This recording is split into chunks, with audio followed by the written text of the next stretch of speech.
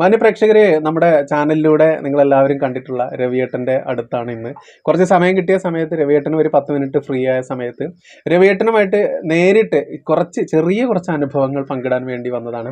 എന്തായാലും രവിയേട്ടനോട് നിങ്ങളുടെ കുറേ സംശയങ്ങൾ, എല്ലാവരുടെയും കുറേ സംശയങ്ങൾ അത് ഞാൻ ചോദിക്കുകയാണ്. 2-3 ചോദ്യങ്ങളിലൂടെ രവിയേട്ടനിൽ നിന്ന് നമുക്ക് തൽക്കാലം ആ ഉത്തരങ്ങൾ കരസ്ഥമാക്കാം. എന്നിട്ട് മാന്യ പ്രേക്ഷകരിലേക്ക് അത് ഇടുകയാണ്. കേൾക്കാം നമുക്ക് രവിയേട്ടൻ്റെ വാക്കുകൾ. നമസ്കാരം. ഓം നമഃ ശിവായ. ഗുരുവിന്റെ വീഡിയോ നമ്മുടെ ചാനലിൽ ഒരുപാട് ആയിരക്കണക്കിന് ലക്ഷക്കണക്കിന് ആളുകളിലേക്ക് എത്തി എന്നുള്ളതാണ്. ഈ ഒരു വീഡിയോ കണ്ടപ്പോ രവിയേട്ടന്റെ ആ ഒരു ഫീൽ എന്താണ്? സത്യത്തിൽ ഇത്ര ഒരുപാട് ആളുകളിലേക്ക് എത്തി എന്നൊക്കെ അറിഞ്ഞ സമയത്ത് ഫീൽ എന്താ പറഞ്ഞു കഴിഞ്ഞാൽ കുറെ കൂടി ആൾക്കാർ അറിയപ്പെടുന്ന ഒരാളായി മാറി. പക്ഷെ ഇത്രയധികം ആൾക്കാർ അറ്റൻഡ് ചെയ്യാൻ വഹിക്കുന്ന ഒരു ആരോഗ്യസ്ഥിതി എനിക്കില്ല. അപ്പൊ അങ്ങനെ വരുമ്പോ ഒരു ദിവസം 4 ആള് എന്നൊക്കെ പറഞ്ഞാൽ തന്നെ കഴിയില്ല. 2 പേര് 3 പേരൊക്കെ കാരണം എനിക്കൊരു തൃപ്തി കിട്ടും. അതിൽ നോക്കുന്ന ആൾക്കാർക്ക് സന്തോഷമായി എന്ന് കേൾക്കുമ്പോ ഇവിടെ ഇപ്പോ അത്ര അധികം ഇല്ലെങ്കിൽ ഒരു 10-100 ആൾക്കാരൊക്കെ നോക്കിയിട്ടുണ്ടാവും ഇതിന്റെ ഇടയിൽ. എല്ലാവരും സംതൃപ്തരായി എന്നാണ് എന്നോട് വിളിച്ചു പറയുന്നത്. ഈ ഒരു മേഖലയിലേക്ക് രവിയേട്ട ശരിക്ക് വരുന്നത് എങ്ങനെയാ? ഞാൻ എന്റെ ഒരു അറിവില് 50 വർഷത്തിലധികം എക്സ്പീരിയൻസ് ഉണ്ട് എന്നുള്ളതാണ്. ശരിക്കും എത്ര എക്സ്പീരിയൻസ് ഉണ്ട്? ഇപ്പൊ ഈ 10 ഇത്രയും പ്രായത്തിന്റെ ഇടയിൽ 50 അല്ലായിരിക്കും. ഞാൻ കാരണം ഇത് 4ാം ക്ലാസ് പഠിക്കുന്ന സമയം ഒരു സംസ്കൃതം പഠിക്കരുത്. ഞാൻ അച്ഛമ്മേന്റെ ഒപ്പം കൃഷി സ്ഥലത്താണ് ഹൈസ്കൂൾ വിദ്യാഭ്യാസ കാലം ജീവിച്ചിരുന്നത്. വായന എനിക്കൊരു വല്ലാത്ത വീക്ക്നെസ് ആയിരുന്നു. അപ്പൊ ഞാൻ വായിച്ചാൽ തീരാത്ത പുസ്തകം, മറ്റു പുസ്തകങ്ങളൊക്കെ വായിച്ചപ്പോ പെട്ടെന്ന് അതിന്റെ കഥയും മനസ്സിലാവും, അതിന്റെ പരിണാമ ഗുപ്തി മനസ്സിലാവും. അപ്പൊ വായിച്ചാൽ തീരാത്ത പുസ്തകം ഏതാ അന്വേഷിച്ച് നോക്കുമ്പോ ജ്യോതിഷാണ്. എത്ര വായിച്ചാലും തീരില്ല. പിന്നെയും വായിച്ചാലും പുതിയ അതിന്റെ അർത്ഥങ്ങൾ കണ്ടുപിടിക്കാൻ സാധിക്കും. അങ്ങനെ ജ്യോതിഷത്തിലേക്ക് അങ്ങോട്ട് തിരിഞ്ഞു. അങ്ങനെ അതൊരു ജ്യോതിഷം വായിച്ചു. പിന്നെ ഒരു ജ്യോതിഷത്തിന്റെ പണിയല്ല എനിക്ക് കിട്ടിയത്, വേറെ കുറച്ച് നല്ല പൊസിഷനിൽ കുറച്ച് വലിയൊരു സാമ്പത്തിക സ്ഥിതിയുള്ള വീടായതുകൊണ്ട് ഇതിപ്പോ ഒരു വലിയ, പക്ഷെ എനിക്കിത് അറിവ് പറഞ്ഞു കൊടുക്കണമെന്നുണ്ട്. ഞാൻ കുറച്ച് കേരള ഹാൻഡ്ലൂമിലൊക്കെ കുറച്ച് കാര്യമായ രീതിയിൽ 10-12 കൊല്ലം ജോലി ചെയ്ത് വാളണ്ടി ആയിട്ട് പോകുന്നു.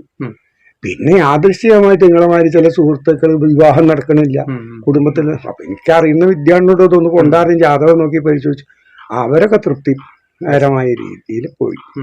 അങ്ങനെ അതിപ്പോ പ്രൊഫഷണൽ ആയിട്ട് ഇരിക്കല് തുടങ്ങിയിട്ട് ഒരു 46 വർഷമായി. 4ാം ക്ലാസ് മുതൽക്ക് ഇത്രയും പ്രായത്തിന്റെ ഇടയിൽ വർഷം കൃത്യമായിട്ട് ഞാൻ കൂട്ടി നോക്കിയിട്ടില്ല. എന്നാലും അത്രയും ആയിട്ടുണ്ട്. 60 വർഷത്തില് അധികം വരും അങ്ങനെ കൂട്ടുകയാണെങ്കിൽ. കാരണം 72 വയസ്സ് കഴിഞ്ഞല്ലോ. ഇപ്പോ അങ്ങേ പലരും നമ്മുടെ ഈ വീഡിയോ കണ്ടിട്ട് ഗുരുവെ എന്ന് ആ ഒരു അഭിസംബോധന ചെയ്തിട്ട് മെസ്സേജ് അയക്കുക. ഇപ്പോഴും ഈ ജ്യോതിഷത്തില് ഗുരുവാണോ അതോ ശിഷ്യനാണോ? ഞാൻ ഇപ്പോഴും പഠിക്കുക. അല്ല, വാസ്തവം പറഞ്ഞാൽ എനിക്ക് ജ്യോതിഷം അറിയുന്നുള്ളത് നിങ്ങളും ഇതേവരെ വന്ന് നോക്കുന്ന ആൾക്കാർ പറയുമ്പോഴാ എനിക്ക് ജ്യോതിഷം അറിയുമോ. ഞാൻ ഇതെപ്പോഴും പഠിക്കാറുള്ളൂ. ഇങ്ങനെ പറഞ്ഞു കൊടുക്കണോ ശരിയാവുന്നു. ഇപ്പൊ നിങ്ങളുടെ ഒരു പറഞ്ഞ ഏതൊരു സ്ത്രീ, പേര് പറയാൻ പാടില്ല, അവർക്ക് തൃപ്തിയായില്ല അവരുടെ നാട്ടിൽ ചെയ്യുന്നത്. അപ്പൊ നേരിട്ട് ഒന്നും കൂടിയും ചെയ്യണം. അപ്പൊ ഒരു ദിവസം അപ്പോയിന്റ്മെന്റ് തരുമോ, ഒരു ദിവസം കംപ്ലീറ്റ് വേണം, എന്താ വേണ്ടിച്ച കാശ് തരാം എന്നൊക്കെ പറഞ്ഞിട്ട്. അപ്പൊ കാശ് പ്രാമാണ്യമല്ല.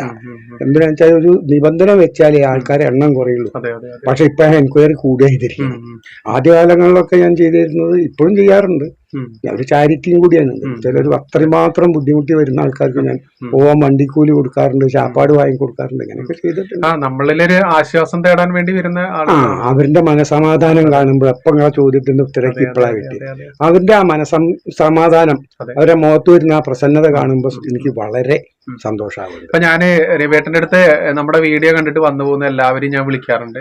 അപ്പൊ അവരോട് ഞാൻ ചോദിക്കുന്ന ഒരേ ഒരു കാര്യത്തിലേ ഉള്ളൂ, ഹാപ്പിയാണോ അല്ലെങ്കിൽ സന്തുഷ്ടനാണോ, സന്തോഷവാനാണോ എന്നുള്ളത്. അതില് ഒരാൾ പോലും നോ എന്ന് പറഞ്ഞിട്ടില്ല.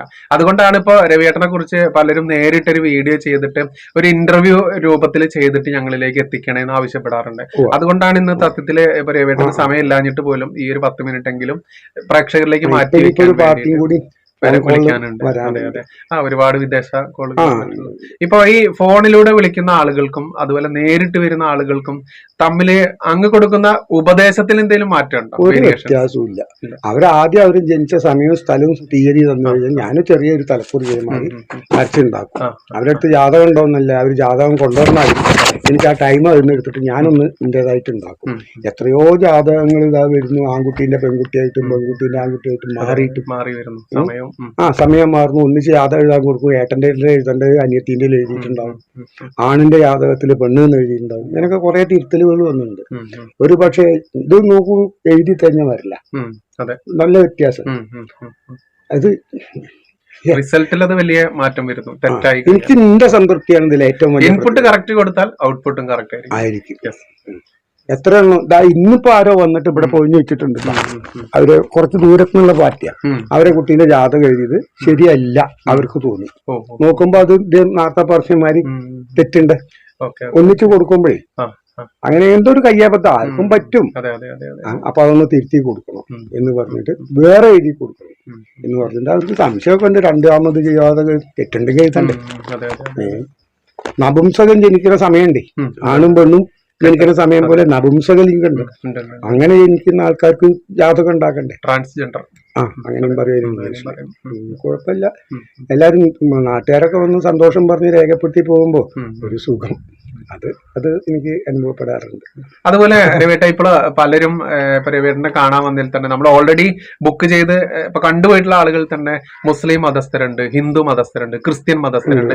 ഇതിന് ഒരു ജാതി ഭേദമന്യേ അതോ ജാതി ബേസ്ഡ് ആണോ ഈ ഒരു സംഭവം? ഇത് പഞ്ചഗ്രഹങ്ങൾ ഉച്ചത്തിൽ നിൽക്കുമ്പോൾ അയോധ്യയിൽ അച്യുതൻ പൂജാതനായി. Yes. അച്യുതൻ എന്ന് പറഞ്ഞാൽ മഹാവിഷ്ണുവാണ്. അത് ശ്രീരാമചന്ദ്രനാണ്. 10,000 കൊല്ലം മുമ്പ് ജാതനായി എന്നാ പറയും. ക്രിസ്ത്യൻ മുസ്ലിംസ് എന്നൊക്കെ പറഞ്ഞാൽ 2000 1500 കൊല്ലമൊക്കെ പഴക്കമുള്ള. അപ്പൊ അതിനു മുമ്പുള്ള ശാസ്ത്രമാണ്. അതിനു മുമ്പുള്ള ആൾക്കാരും ഇത് എഴുതിയായിരുന്നു, ജ്യോതിശാസ്ത്രം. അപ്പൊ ശാസ്ത്രത്തിൽ വിശ്വസിച്ച് ആർക്കും വരാന്നുള്ളതാണ്. അതില് വിശ്വാസമുള്ളവൻ വന്നാൽ മതി. എന്നെ പരീക്ഷിക്കാൻ വരാനൊന്നും വരില്ല. കാരണം ഒന്നാമത് എനിക്ക് സമയമില്ല അവരോട് വാഗ്വാദം ചെയ്ത് വിജയിക്കാൻ. ഇപ്പൊ അങ്ങനത്തെ ആൾക്കാരുണ്ട്, ഒന്ന് പരീക്ഷിച്ച് കളയാം. മരിച്ച അച്ഛന്റെ ഫോട്ടോ കൊണ്ടുപോയി കൊടുത്ത് ജാതകം കൊടുത്തിട്ട് ജാതകം നോക്കി എന്ന് പറഞ്ഞിങ്ങനെ വിദ്വാന്മാരുണ്ട്. പിന്നെ നാസ്തികന്മാര് കർഷകത്തിൽ വിശ്വാസമില്ലാത്ത ആൾക്കാർ സ്വന്തം കാര്യം മാത്രം വരുമ്പോ ആരും അറിയരുത് അങ്ങനെ വരുന്നുണ്ട്. പക്ഷെ അവർക്ക് ഇതിലിങ്ങനെ ഒളിയും അറിയും സ്വീകരിച്ച് വരേണ്ട ആവശ്യമുണ്ടോ? അല്ല, അവർക്ക് നാട്ടുകാരറിയരുത്. അവരെ കഞ്ഞൂടി മാർഗം ഈ പുസ്തകം ദൈവമില്ല എന്ന് പറഞ്ഞ് എഴുതി കൊടുക്കുന്ന പുസ്തകം, അതിന്റെ റോയൽറ്റി, പിന്നെ പുറത്ത് പ്രസംഗിക്കാൻ വിളിക്കുമ്പോൾ കിട്ടുന്ന ഉപഹാരങ്ങളും ഇതൊക്കെയാണ്. അതിന് നമ്മളെന്തിനാ മുടക്കുന്നത്? ചാർവാക സിദ്ധാന്തം, ചാർവാങ്കനൊരു മഹർഷിയാണ്. അദ്ദേഹത്തിന്റെ സിദ്ധാന്തത്തിനെയാണ് ചാർവാങ്ക സിദ്ധാന്തം എന്ന് പറയുന്നത്. അവര് നാസ്തികന്മാരെ, ഈശ്വര വിശ്വാസികളല്ല, അസുരന്മാരില്ലേ. അസുരന്മാരെ പോലെ തന്നെ ചാർവാങ്കന്റെ അനുയായികൾ അസുരന്മാരായിട്ടാണ് ഞാൻ കണക്കാക്കുന്നത്. മറ്റുള്ളവരെന്ത് വേണമെങ്കിൽ കണക്കാക്കുന്നത്. മനുഷ്യന് വരാം, അത് ജാതി മതം ലിംഗമൊന്നുമില്ല. പക്ഷെ പൊല അങ്ങനെ അടിയന്തരം ഇങ്ങനെയൊക്കെയുള്ള ആ സമയത്ത് കഴിയെങ്കിൽ വരാതിരിക്കുക. ഞാൻ തുടർന്ന് ആചരിക്കുന്ന ആളാകൊണ്ട് പറയാത്തോ, മറ്റൊന്നുമല്ല. മനുഷ്യനായി പിറന്ന ആർക്കും വരാം, വിശ്വാസികൾക്ക് അവർക്ക് ഗുണം കിട്ടും. അല്ലെങ്കിലും മറ്റുള്ള ഒരാളുടെ സമയം നഷ്ടപ്പെടാണ്, അവരുടെ നല്ലൊരു സമയം പോവുകയാണ്. പിന്നെ എനിക്ക് ഇത്രയും ആൾക്കാർ ഇപ്പൊ വെയിറ്റിംഗ് ലിസ്റ്റിൽ 2000 അടുത്ത ആൾക്കാർ ബുക്കിംഗ് ഉണ്ട്.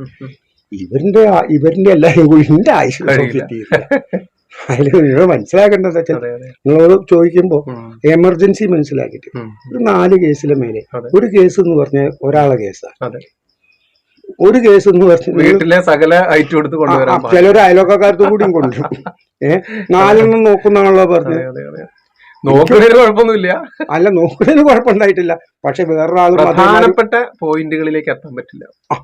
ഓടിച്ചു അതിനെന്തിനാ എന്നെ കാണാൻ പറ്റില്ല. എത്ര ജ്യോത്സ്യന്മാരുണ്ട്, കഴിവില്ല എന്ന് നമ്മളെങ്ങനെയാ പറയുക? പഠിക്കാതെ തന്നെ ഇരിക്കാൻ പറ്റില്ല. അപ്പൊ അങ്ങനത്തെ ആൾക്കാരെ കണ്ടാ പോരെ. ഒരു ജാതകം എന്ന് പറഞ്ഞാൽ അത് ഡീപ്പായിട്ട്, എനിക്ക് ഈ അഷ്ടവർഗത്തില് 337 രശ്മിയുണ്ട്. ഓരോ ഗ്രഹങ്ങളും കൊടുക്കുന്നത് അത് മനസ്സിലാക്കണം. എന്നിട്ട് പറയണം, ചന്ദ്രൻ ഭൂമിക്ക് അടുത്ത് വരുമ്പോ 70% വെള്ളവും മറുഭാഗത്തേക്ക് പോകുന്നു. വേലിയേറ്റവും ചന്ദ്രൻ അങ്ങോട്ട് പോകുമ്പോൾ ഇങ്ങോട്ട് വരും. വേലിയേറ്റവും വലിയ അത് ഒരു ഗ്രഹം ഭൂമിയെ സ്വാധീനിക്കുമ്പോൾ ഉണ്ടാവുന്നതാണ്. പിന്നെ അത് നമ്മൾ 9 ഗ്രഹങ്ങളെ കുറിച്ചാ പറയുന്നത്. അപ്പൊ അതിന്റെ സ്വാധീന ശക്തി എങ്ങനെ? ചിലർക്ക് എഡ്യൂക്കേഷൻ, എവിടെ പോയി പഠിക്കണം. ചിലർക്ക് കല്യാണം എന്നും നടക്കും. കല്യാണം നടക്കാത്ത മുസ്ലിം സ്ത്രീ ഇവിടെ വന്നിട്ടുണ്ട്, 37 വയസ്സായി. അവര് നമ്മൾ പറയുന്ന രീതിയിൽ ഹൈന്ദവാചാരാണ്, ഞങ്ങൾക്കത് ചെയ്യാൻ പറ്റൂല എന്നൊന്നും അവർ പറഞ്ഞിട്ടില്ല. അവര് സ്വകാര്യമായിട്ട് ഭക്തിപൂർവ്വം ചെയ്തു. അമ്മ വിവാഹം കഴിച്ചു പോയി. അതും പറഞ്ഞിരുന്നു തന്നെക്കാളും പ്രായം കുറഞ്ഞ ചെറുക്കനാവാൻ സാധ്യത ഉണ്ട്. അങ്ങനെ തന്നെയാണ് നടന്നത്. അവരിപ്പോ കുവൈത്തിലോ ദുബായിലോ ഭർത്താവിന്റെ ഒപ്പം ജീവിക്കും. അവർ സംതൃപ്തരാണ്. അത് കേൾക്കുമ്പോൾ 37 വയസ്സിൽ ഒരു പെൺകുട്ടിയെ കല്യാണം കഴിപ്പിക്കാനുള്ള യോഗം ഉണ്ടാക്കി കൊടുക്കുക. കല്യാണം നടത്തി കൊടുക്കുന്ന കന്യാദാനം അങ്ങനത്തെ ചില അഡീഷണൽ ദൈവം തന്നെ ലക്ഷ്യത്തിലേക്ക് ദിശ കാണിച്ചു കൊടുക്കുക അല്ലെ. ദിശയില്ലാതെ ഉഴറുന്ന ആളുകൾക്ക് ദിശ റൂട്ട് തെളിയിച്ചു കൊടുക്കുക. ഡ്രൈവർക്ക് പഠിപ്പിച്ചു കൊടുക്കാനേ പറ്റുള്ളൂ. പക്ഷെ ഡ്രൈവിംഗ് അവരവര് ചെയ്യണം. അങ്ങനെയല്ലേ? ആ രീതിയിൽ എല്ലാവരും തൃപ്തരാണ് എന്റെ അറിവിന്റെ. എന്തായാലും ഇത്രയും വിലയേറിയ സമയം രവിയേട്ടന്റെ തിരക്കിലാണെങ്കിലും ചെറിയൊരു സമയത്താണെങ്കിലും ഇനിയിപ്പോ കോള് വരാൻ അതുകൊണ്ട് മാന്യ പ്രേക്ഷകരോട് വിവരങ്ങൾ പങ്കിട്ടതിൽ ഒരുപാട് നന്ദി. സന്തോഷം. ഹരി ഓം ശാന്തി.